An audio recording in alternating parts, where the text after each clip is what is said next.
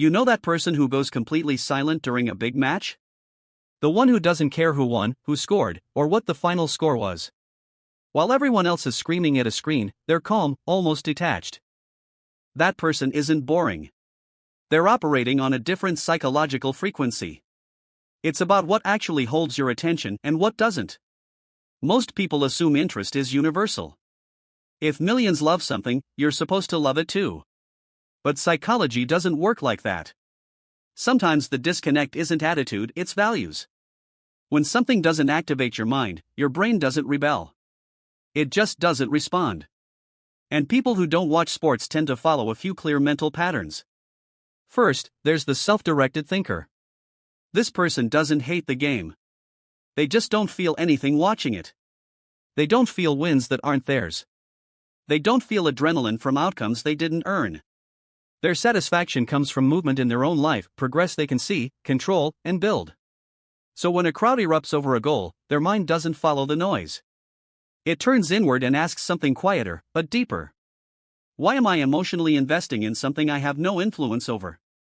Psychologically, these people don't form connection through collective emotion. They form it through direction. Purpose matters more to them than participation. Growth matters more than belonging.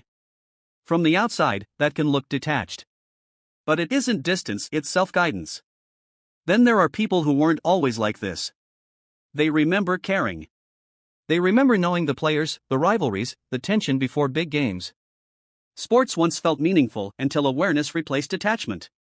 They started seeing the business behind the passion. The branding behind the loyalty. The way players were idolized by millions who meant nothing to them in return.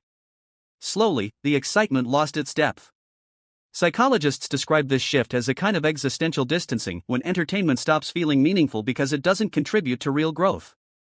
At some point, cheering stopped feeling energizing and started feeling empty. So they didn't walk away out of ego. They walked away out of clarity. They didn't reject the sport itself. They rejected the importance it was given. Next is the redirected mind. This person doesn't dislike sports at all. They just don't need them.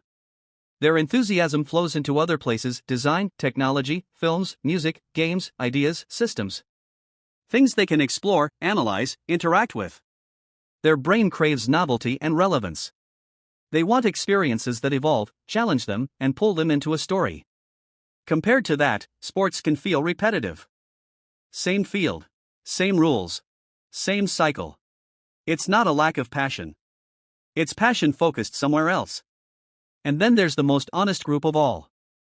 The ones who say what others only think. Why emotionally invest in people earning millions, while your own life feels stalled?